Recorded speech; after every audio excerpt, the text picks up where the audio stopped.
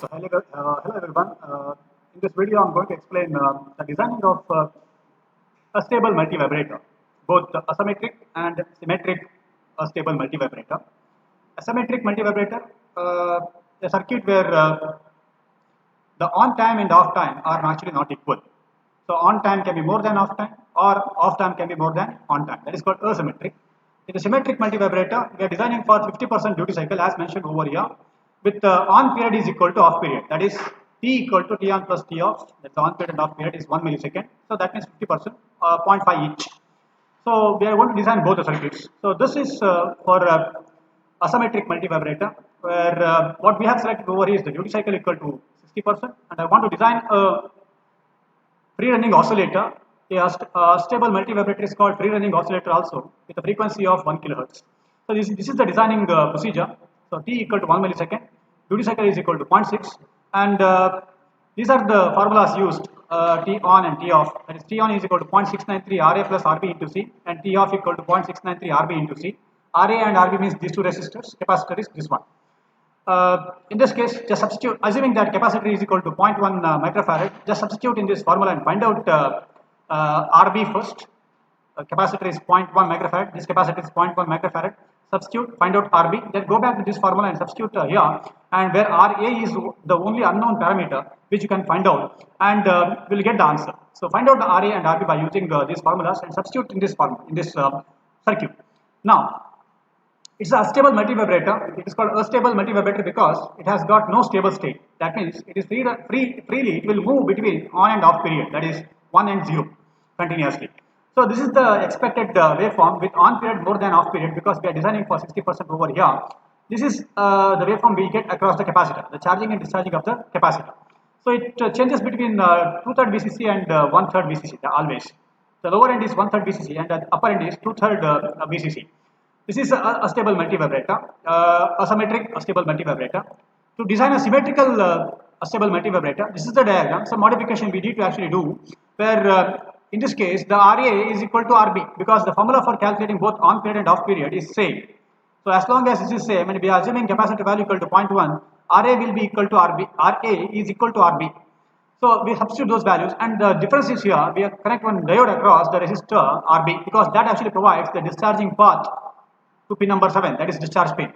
Now in this case, as you can see over here, it's almost the same. On period is actually equal to the off period. So this is the designing of a stable multivibrator, both symmetric and asymmetric. Now let us go to lab and do the experiment. Okay, so welcome to lab. We have already rigged up a circuit for a stable multivibrator. So as you know, a stable multivibrator doesn't have any stable state. So it toggles between 0 and 1 continuously. No stable state, so it is a free running oscillator. So in this circuit I have used op amp, some resistors, capacitors and all I have used, and supply given is around 5 volt, as you can see over here, and from output pin number 3 it is connected to the CRO. Just look at this CRO. So we have connected two channels. We have taken 2 channels here, one for pin number 3, that is output, and the other one is across the capacitor, that is charging and discharging. So as you can see here, we are getting a rectangular type of waveform, and if you measure the on period and off period of this particular signal, the on period what we have designed is 0.6%, 0.6 millisecond, and the off period is 0.4 seconds. So when I observe this, the time duration, so the time duration is around 0.8 multiplied by 0.5, it's around 0.45, I can say. The practical value is closely matching with my theoretical value, and the off period is around